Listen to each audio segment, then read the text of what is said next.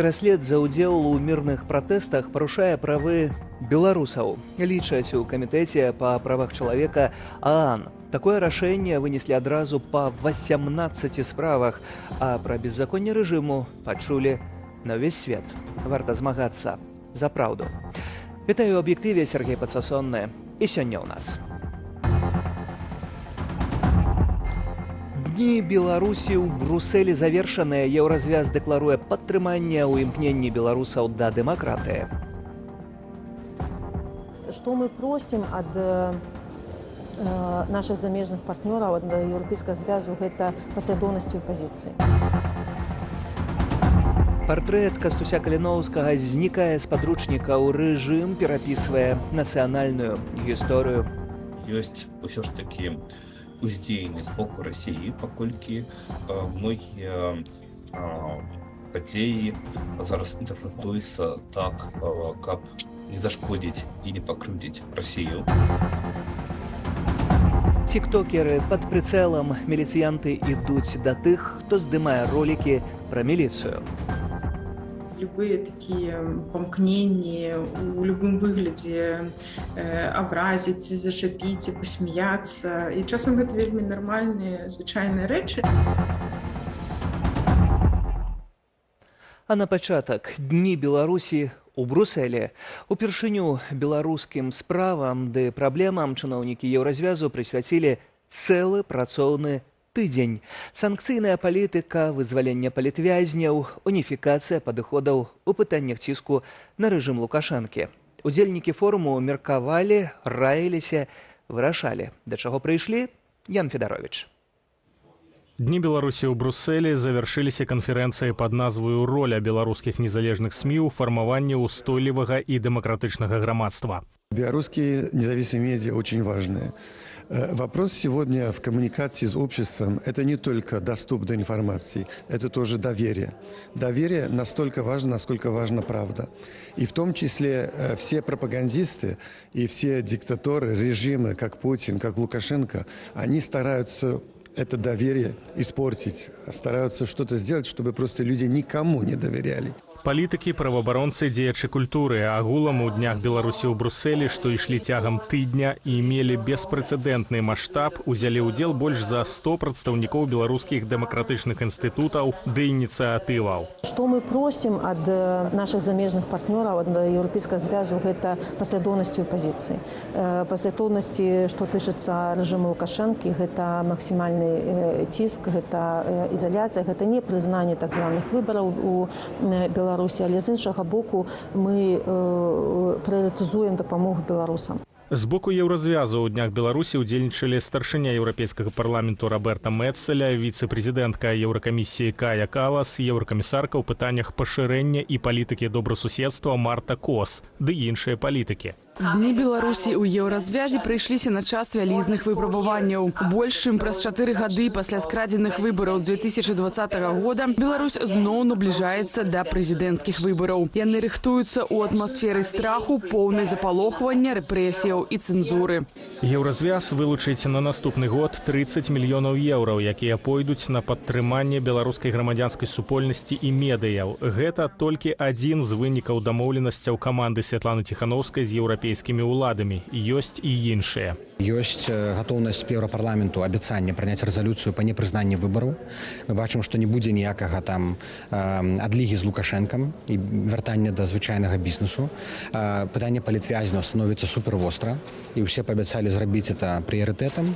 Першае патрабаванне вызваліць і спыніць рэпрэсіі. За апошнія 6 месяцаў Лукашенко выпусціў на волю 207 асобаў, зняволеных з палітычных прычынаў, але адначасова кінуў за краты новых. Падчас дзён Беларусі ў Брусэлі гучалі прапановы аслабіць санкцыі ў дачыненні рэжыму Лукашэнкі, каб дамагчыся вызвалення большай колькасці палітвязняў. Каб нам дапамагалі, каб нам разумелі, як дапамагчы, у нас павінна быць вось адзіная пазіцыя. Канешне, я тлумачу, што могуць быць розныя думкі, як прыйсці да таго ці іншага фіналу, але ўсё роўна гэта должна быць кансалідаваная пазіцыя.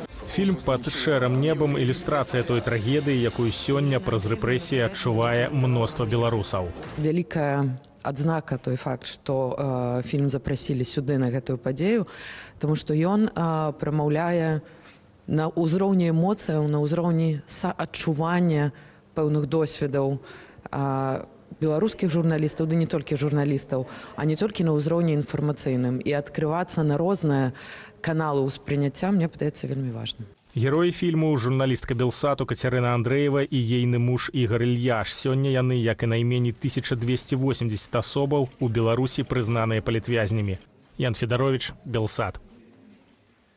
Сёння ў студэнцкім атрадзе, а заўтра ў міністэрскім фатэлі Лукашенко акрэсліў кадравы рэзерв для сваёй уладнай вертыкалі. Узурпатар наведаў усебеларускі злёт студатрадаў, шмат разважаў пра важнасць іх працы, згадваў свае студэнцкія гады, да таго ж разам з актывістамі БРСМ праспяваў пра трывожную маладосць. Я так разумею, што на такіх сустрэчах, акрамя нейкіх палітычных задачаў, Лукашенку проста гэта падабаецца. Ён акунуўся сваё савецкае мінулае, сваё дзяцінства, калі трава была зелянейшая, і ён быў маладзейшы. І так яму это прыемна вспомніць свой студэнцкі атрад, савецкую рэчаіснасць. Ён з такім захапленнем расказвае, ясна, што ён робіць тое, акрамя всего, што патрэбна, і яшчэ, што яму сапраўды камфортна і што падабаецца. От ён ніколі не ходзіць там тэатры, якія бы яны ні былі там паслухмяныя ці не. Яму это цяжка, яму это не цікава, яму это невыносна. А вот што-небудзь ностальгічнае пра СССР, праспяваць нейкую савецкую песенку са студэнтамі, яшчэ здзівіўшыся, што яны ведаюць эту песню, ну, колькі іх там, не ведаю, 3 дні вучылі эту песню з Лукашенко спяваць, трэніравалі перед гэтым пастановачным кадрам, это не важна. А вось Кастусь Каліноўскі знікае, а дакладней ягоная выява. Яе няма ў падручніку па гісторыі для 11 класаў. Таксама няма згадак пра падзеі ды постаці, датычныя да станаўлення беларускай незалежнасці. Тэмы падаюцца так, як гэта выгадна Маскве.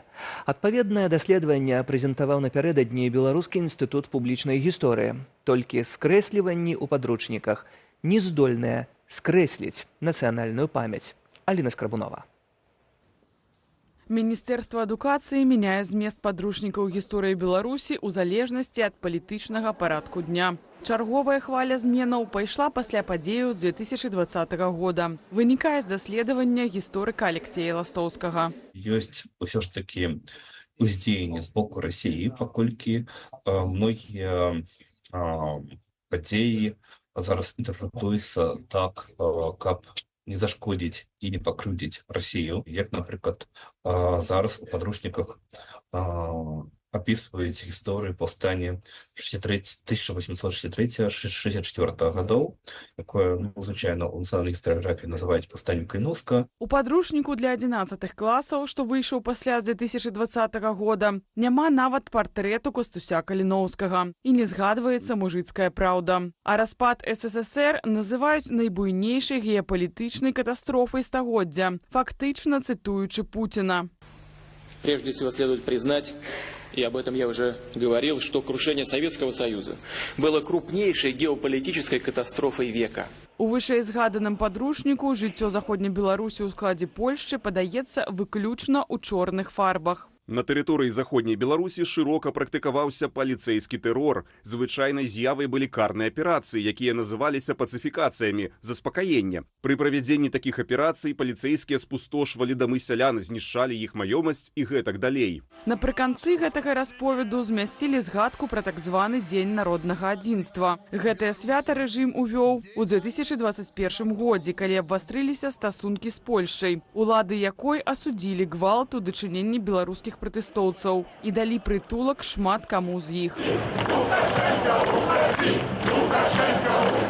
Самыя пратэсты падручнік не згадвае. Пра выбары 2020 года ў ім літаральна пара радкоў. Гэта, напэўна, самы лепшы кампрамісны варыянт, бо маглі б напісаць нешта адваротнае, так, там што-небудзь зусім непрыстойнае пра там дэманстрантаў, нешта такое. Таму такі чыста факталагічны падыход, гэта, напэўна, такі кампраміс аўтара падручніка з рэальнасцю. Вось і ўсё.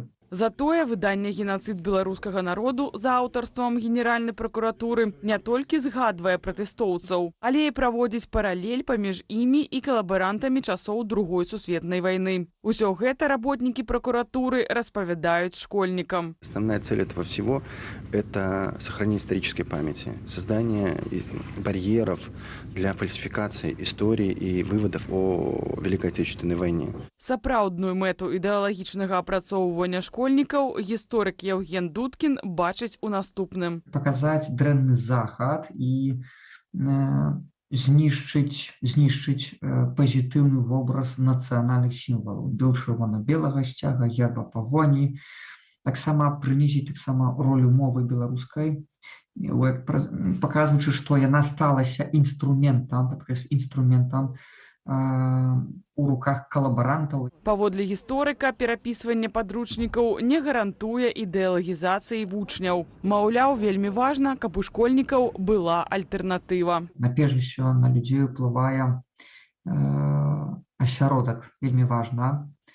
Гэта людзі, гэта архітэктура і гэта учынкі людзей. У нас з'яўляюцца новыя гістарычныя звесткі, з'яўляюцца новыя гістарычныя падыходы. Ну і зрэшты нармальна, што кожнае пакаленне шукае ў мінулым нешта сваё важнае для сябе, тое, што можа не было важна для мінулых пакаленняў. Таму падручнікі перапісваць нармальна, ненармальна перапісваць іх пад угоду існуючай палітычнай сістэме. Вось гэта неправільна. За 30 гадоў праўлення Лукашэнкі паводле падлікаў Беларускага інстытуту публічнай гісторыі падручнікі па гісторыі Беларусі перапісваліся 7 разоў. Аліна Скрабунова, Белсат. Пажар у Віцебску, прынамсі 10 чалавек пацярпелі ў гандлёвым цэнтры Беларусь. З парэзамі, апёкамі ды атручваннем чадным газам іх даставілі ў абласны шпіталь, паведамілі ў Міністэрстве аховы здароўя. Ратаўнікам паступіла паведамленне пра загаранне на першым паверсе гандлёвага цэнтру. На месца інцыдэнту прыбылі 20 адзінак тэхнікі і больш за 80 працаўнікоў Міністэрства надзвычайных сітуацыяў. Прадстаўнікі ведамства выратавалі 10 асобаў ды эвакуявалі яшчэ 215. Прычына пажару пакуль невядомая.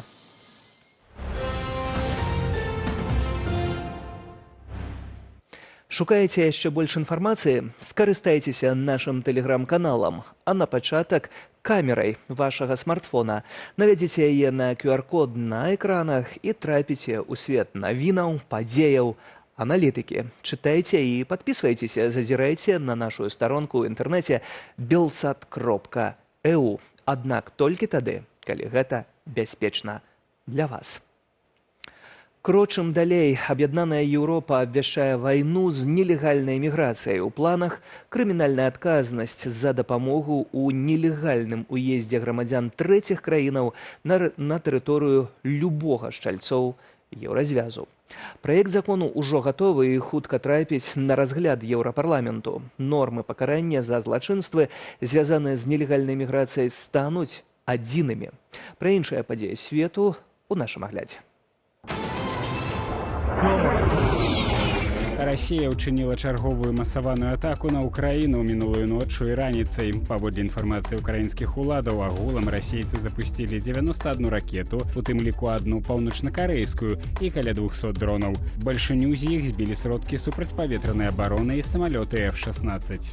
Асноўны удар прынялі на сябе заходнія раёны краіны. Кіраўніца Івана-Франкоўскай абласной вайсковай адміністрацыі назвала атаку на прыкарпацкія раёны самай моцнай за ўвесь час вайны. Праз колькасці запушчаных аб'ектаў баявую авіяцыю падымала Польшча. Цэллю расійскага удару была энергетычная інфраструктура ўкраіны. Мясцовая Мінэнерга анансавала некалькі хваляў планаванага адключэння святла ў большасці рэгіёнаў краіны. Інфармацыі пра ахвяраў сярод цывільнага насельніцтва не было. Вось такі мірны план Пуціна ўсё знішчыць. Вось як ён хоча перамоваў, тэрарызуючы мільёны людзей. І ён не абмежаваны ні ў далёкасці, ні ў закупе неабходных кампанентаў для вытворчасці ракетаў. Нафта дае Пуціну дастаткова грошай, каб верыць у беспакаранасць. Патрэбная моцная рэакцыя свету, масавая рэакцыя на масавы удар. Толькі так можна спыніць тэрор. Мінабароны Расіі назвала начную атаку адказам на абстрэл расійскага Таганрогу з боку ЗСУ. Генеральны сакратар НАТО Марк Руте заклікаў чальцоў альянсу рыхтавацца да вайны з Расіяй у сярэднетэрміновай перспектыве. Паводле яго, канфлікт можа адбыцца ўжо ў найбліжэйшыя 5 гадоў. Аднак Руте падкрэсліў, што беспасярэдняй пагрозы цяпер няма. Пры гэтым, са словаў кіраўніка НАТО, чальцы арганізацыі не гатовыя да сутыкнення. Ён заклікаў краіны больш выдаткоўваць на абарону, каб паспець выправіць сітуацыю. Апрача таго, Руте ацаніў страты абодвух бакоў у расійска-украінскай вайне як 1 мільён чалавек забітымі і параненымі. Гэта найбуйнейшы ўзброены канфлікт на кантыненце з часоў Другой сусветнай вайны. Абраны прэзідэнт США Дональд Трамп плануе ўдарыць па ядравых аб'ектах Ірану. Пра гэта з уласных крыніцаў даведалася выданне The Wall Street Journal. Гэтак Трамп хоча перашкодзіць іранскім вайскоўцам атрымаць атамную зброю. Паводле газеты, каманда Трампа разглядае і іншыя варыянты ціску на Іран, акрамя бамбаванняў, увядзення дадатковых санкцыяў і пагрозы ўжывання вайсковай сілы. Пры гэтым Трамп шукае выйсце, каб не давялося выкарыстоўваць у сутыкненні амерыканскіх салдатаў. Напярэдадні ізраільская газета The Times of Израиль паведаміла, што атакаваць іранскія ядравыя аб'екты таксама плануе Ізраіль. Калядную ялінку і святочную ілюмінацыю запалілі ў летнім аўстралійскім Сіднеі. Дрэва ўпрыгожылі больш як 100 000 агеньчыкаў і 330 шарыкаў, а вакол ялінкі разгарнуў працу калядны кірмаш. Акрамя таго, найбуйнейшую каталіцкую святыню Сіднею саборнай свяцейшай Панны Марыі ператварылі ў гіганцкі экран для праекцыяў. На будынак вывелі сцэны з каляднага харалу Чарльза Дыкенса. Тым часам у харвацкім горадзе Пула святочную коўзанку залілі проста на арэне старажытна-рымскага амфітэатру.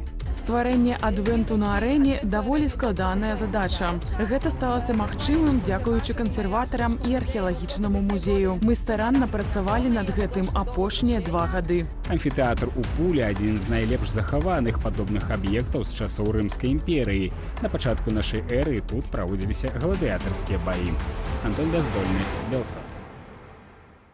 Вяртаемся ў Беларусь. Міліцэйская форма недатыкальная, інакш пераслед.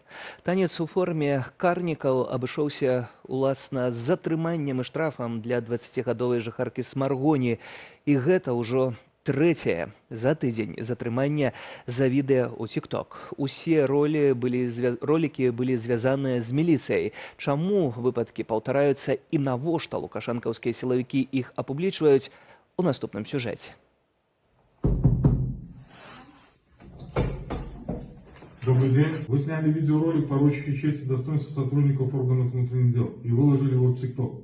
Гэтая 18гадовая дзяўчына выклала відэа ў тыктоку, імаверна пра свайго хлопца-міліцыянта. Атрымала пакаранне і 20гадовая жыхарка Смаргоні, якая станчыла на відэа ў міліцэйскай форме. За нашэнне формы асобам, якія не маюць на гэта права, прадугледжаны штраф да 800 рублёў. Апроч таго, сілавікі ў нашай краіне застаюцца пад падвышанай аховай уладаў, нагадвае праваабаронца Наталья Сазункевич. І любыя такія памкненні у любым выглядзе абразіць, зашапіць і пасмяяцца. І часам гэта вельмі нармальныя, звычайныя рэчы, то яны ўспрымаюцца вельмі так болезненно, і рэакцыя на іх такая же. І мы бачым, што яна непрапарцыйная рэакцыя на дзейнікі адбываюцца.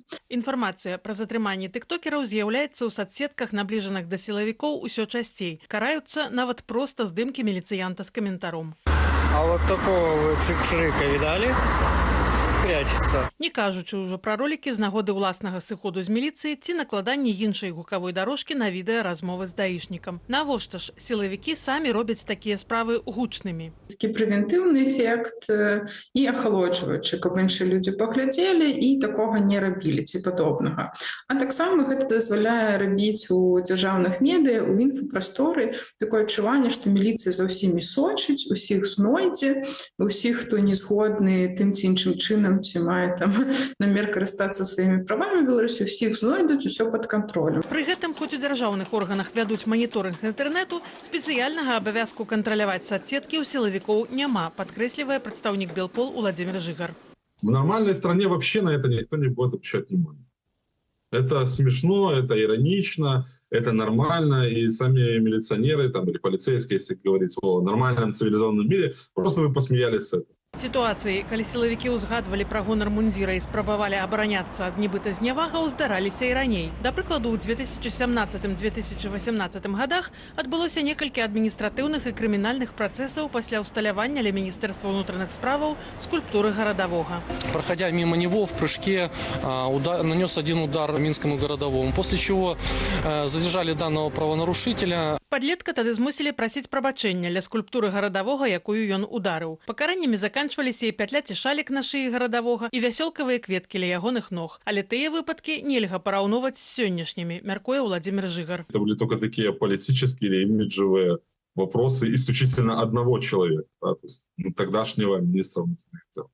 Сейчас ситуация такова, что после вот этого шокового состояния, которое есть не только у Лукашенко, но и так называемых правоохранителей, когда им начали в лицо говорить все то, что о них думают, все то, что считают необходимым им сказать в лицо, они просто, у них фобия, они боятся, они не хотят, чтобы их вообще нигде не упоминали, не снимали. Пазбягаць узгадак пра сябе сілавікі пачалі яшчэ ў 2020-м. Падчас паслявыбарчых пратэстаў яны не толькі затрымлівалі і збівалі ўдзельнікаў мірных акцыяў, але і ілжыва сведчылі ў судах, таксама хаваючы пры гэтым твары і прозвішчы. Ірына Дарафейчук, Белсат. У працяг тэмы пераследу палітзняволенаму журналісту Ігору Карнею павялічылі тэрмін пакарання. Новы вырак агучыў суд Шклоўскага району. 8 месяцаў калоніі за нібыта злоснае непадпарадкаванне адміністрацыі папраўчай установы. Цяпер Ігор Карней адбывае 3-гадовы тэрмін у мясцовай калоніі нумар 17. Журналіста затрымалі летась у ліпені. Спачатку Ігора Карнея арыштавалі на 10 сотняў, меркавана за падпіскі на, цытата, экстрэмісцкія рэсурсы. Аднак на волі ён так і не выйшаў. Сілавікі адкрылі супраць яго крымінальную справу за ўдзел у гэтак званым экстрэмісцкім фармаванні.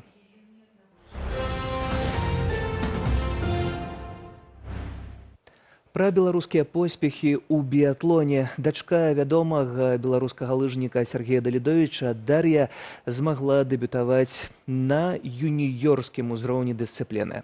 19-гадовая спартоўка на этапе юніёрскага кубку IBU у Італіі выступіла без нацыянальнага сцяга, але з пазнакай каманда уцекачоў з Беларусі.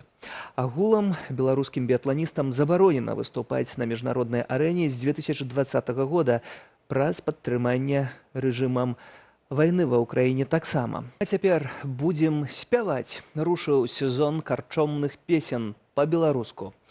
Першы спеўны сход прайшоў у Вільні. Арганізатары абяцаюць працяг. Атмасфера, створаная беларусамі ў віленскай карчме 1863, ужо зараз.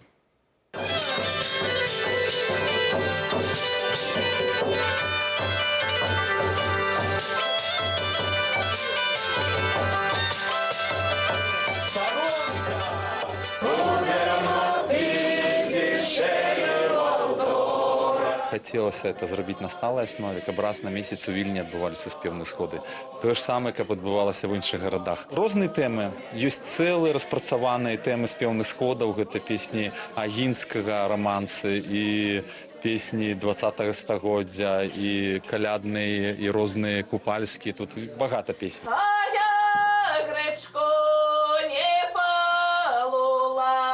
Очень хочу, чтобы такие же спевы, такие же встречи были в Беларуси, и чтобы вся молодежь белорусская знала, что у них есть мова, что они белорусы, у них есть история, есть прекрасный народ. И народ будет жив только тогда, когда он будет помнить свою мову.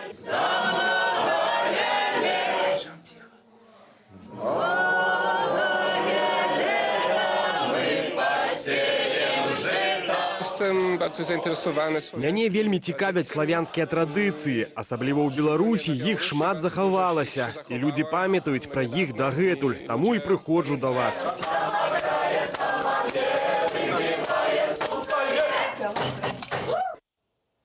Напрыканцы пра надвор'е нельга не заўважыць. Халодны атмасферны фронт пакуль пануе ў Беларусі, і на заўтра, суботу, 14 снежня, сіноптыкі прагназуюць маразы і парывісты вецер.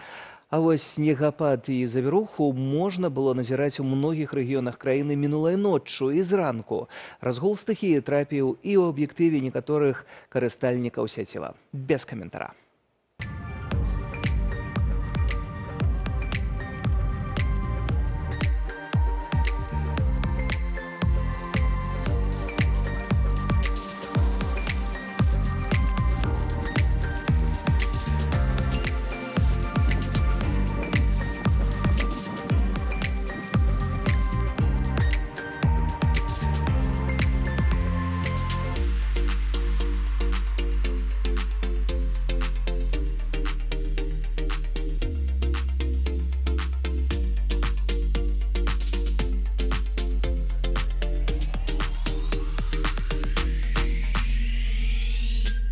Такая красоте, боже мой, вы только посмотрите на это. І на гэтай прыгажосці завяршаем. У мяне для спадарства ўсё праз момант. Віталь Бабін. Прывітанне гасцей у Белсат Зум, між іншага размова са Святланай Ціхановскай. Падводзяць вынікі дзён Беларусі ў Брусэлі. Захвочваю глядзець, а я, Сергей Пацасонны, дзякую і развітваюся. Добрага вечара і надыходзячых выходных. Пабачымся.